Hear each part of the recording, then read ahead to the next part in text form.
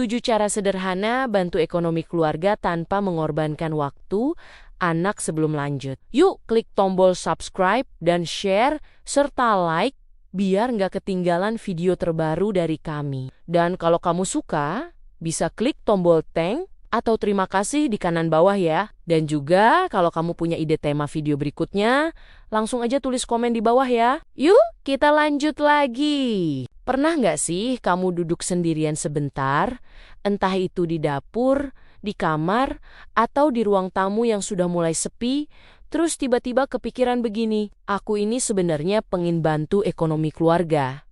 Tapi kok rasanya ribet banget ya, mau kerja, takut anak kurang perhatian, mau fokus ke anak, tapi pikiran mikir uang terus, dan akhirnya malah capek sendiri, tanpa hasil yang jelas. Kalau kamu pernah ngerasain itu, tenang, kamu nggak sendirian. Banyak banget ibu di luar sana yang hidup di dilema yang sama, dan jujur aja, ini bukan karena kamu kurang pintar, bukan juga karena kamu malas, tapi karena memang tidak ada yang ngajarin bagaimana caranya membantu ekonomi keluarga tanpa harus mengorbankan peran sebagai ibu. Kita sering dengar cerita sukses di luar sana, ada yang bilang bisa kerja dari rumah sambil ngurus anak, ada yang bilang penghasilannya jutaan cuman dari ponsel, tapi jarang yang cerita proses capeknya.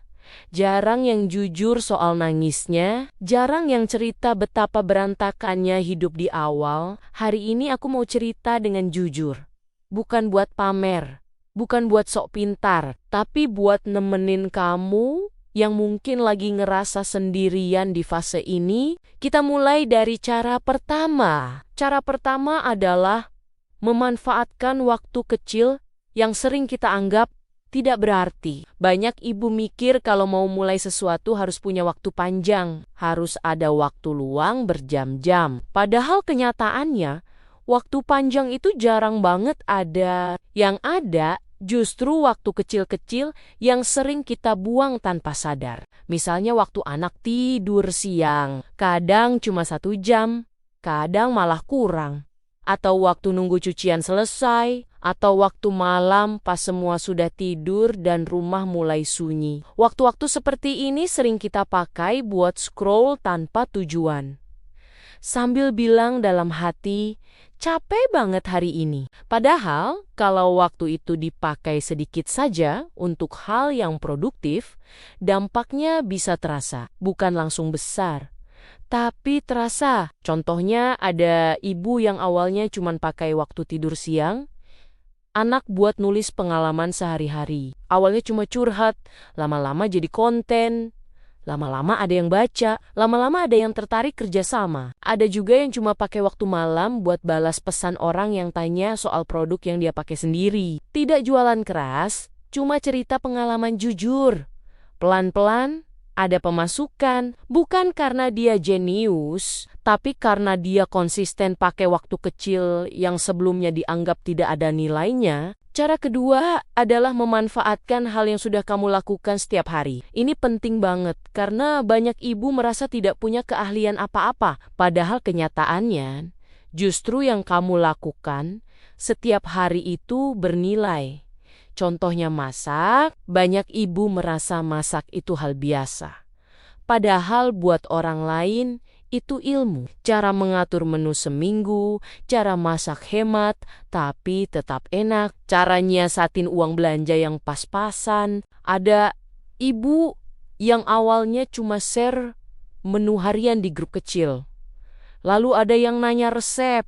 Lalu ada yang minta tips belanja. Lama-lama jadi konten dan dari situ muncul peluang. Atau urusan ngurus anak. Percaya atau tidak, banyak ibu baru yang bingung dan butuh cerita dari ibu lain. Bukan teori, tapi pengalaman nyata.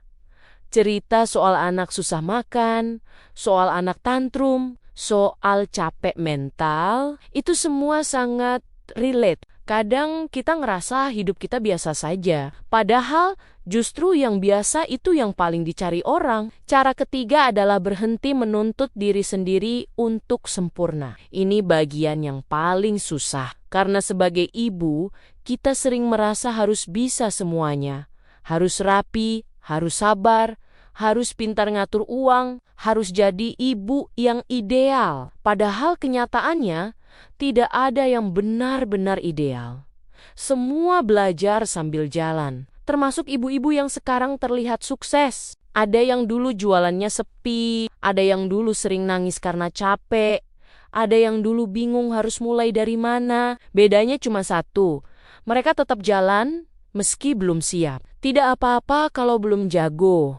Tidak apa-apa kalau masih belajar. Tidak apa-apa kalau kadang salah. Yang penting jangan berhenti cuma karena merasa belum pantas. Cara keempat adalah melibatkan anak, bukan menjauh dari mereka. Ini penting, karena banyak ibu merasa bersalah ketika mulai fokus ke hal lain. Padahal sebenarnya anak bisa jadi bagian dari proses itu. Misalnya saat kamu lagi kerja ringan, anak duduk di dekatmu. Kamu jelaskan pelan-pelan apa yang sedang kamu lakukan.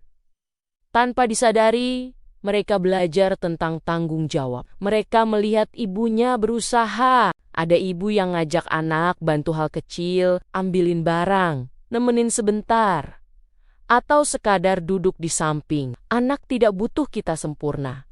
Anak butuh merasa dilibatkan, dan itu jauh lebih berharga daripada kita sibuk tapi jauh secara emosional. Cara kelima adalah mengubah cara pandang tentang penghasilan. Banyak orang berpikir penghasilan harus besar baru dianggap berhasil. Padahal penghasilan kecil tapi konsisten jauh lebih menenangkan. Misalnya ada tambahan kecil setiap bulan, bisa buat beli kebutuhan anak tanpa ngutang, bisa buat nambah tabungan meski sedikit. Rasanya beda, lebih lega, bukan soal jumlahnya, tapi rasa aman yang datang perlahan, dan rasa percaya diri karena kita ikut berkontribusi. Cara keenam adalah berhenti membandingkan hidupmu dengan orang lain. Ini berat, tapi perlu. Media sosial sering bikin kita merasa tertinggal, padahal yang ditampilkan cuma potongan terbaik. Kita tidak tahu perjuangan di balik layar mereka, tidak tahu lelahnya, tidak tahu air matanya. Fokus saja pada rumahmu sendiri, pada ritme hidupmu sendiri, pada versi terbaik yang bisa kamu lakukan hari ini. Dan cara ketujuh yang paling penting dari semuanya adalah menjaga niat. Kalau niatmu membantu keluarga, maka setiap lelah jadi lebih bermakna. Bukan cuma soal uang, tapi tentang tanggung jawab dan cinta. Ada hari di mana kamu akan merasa gagal. Ada hari di mana semuanya terasa berat. Itu wajar, kamu manusia. Tapi selama kamu masih mau bangkit dan mencoba lagi, kamu sudah luar biasa. Jangan remehkan langkah kecilmu hari ini, karena langkah kecil itulah yang pelan-pelan membangun masa depan. Kalau hari ini kamu masih berjuang, itu bukan tanda kamu lemah.